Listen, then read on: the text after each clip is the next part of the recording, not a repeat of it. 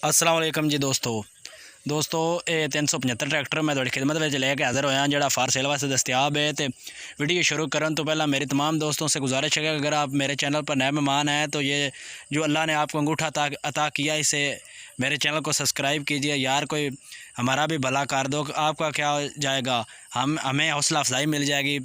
तो वीडियो की गहराई में जाते हैं और आपको इस ट्रैक्टर के बारे में मुकम्मल इन्फॉर्मेशन देते हैं। दोस्तों ये ट्रैक्टर मैसी फर्गुसन 375 है जो आप अपनी स्क्रीन पर देख रहे हैं। ट्रैक्टर बिल्कुल जब से मिलत से ये ट्रैक्टर बाहर आया है तब से लेकर अब तक ट्रैक्टर ने कोई काम नहीं किया, क्योंकि ट्रैक्टर के कलर की कंडीशन से आपको लोगों को पता चल रहा है कि ट्रैक्टर बिल्कुल साफ़ है।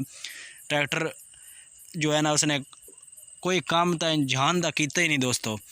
इनके अलावा दोस्तों तुम इनके हर चीज़ चेक करो, टायर चेक करो, शो चेक करो, स्टिकर वगैरह हर चीज़ इंज प्रॉपर जी ना अपनी जगह ते इंज बिल्कुल A to Z तक जैनमन है दोस्तों।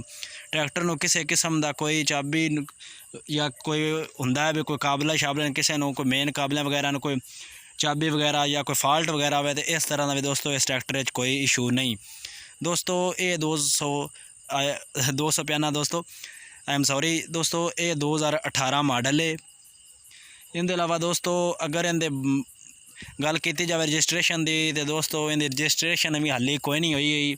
ये भी जै किसी आप घरेलू या अपने घर वास्ते अपने काम वास्ते रखना है किसी वाही वास्ते तो उनके वास्ते ये बड़ा बेनीफिट है, क्योंकि वो इनू अपने नाम पर रजिस्टर करा सकता है।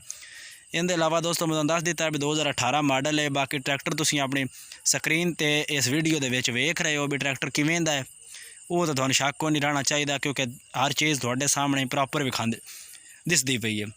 हुक को नहीं लगी है, बंपर सजावट के तौर पर लगा हुआ है। छतरी ट्रैक्टर में चंगी लगी हुई है, तुम वेख सकते हो।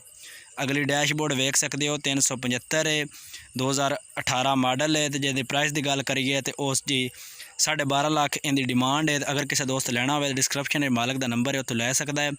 तो दोस्तों वीडियो लाइक कर दो, चैनल सब्सक्राइब कर दो, शुक्रिया।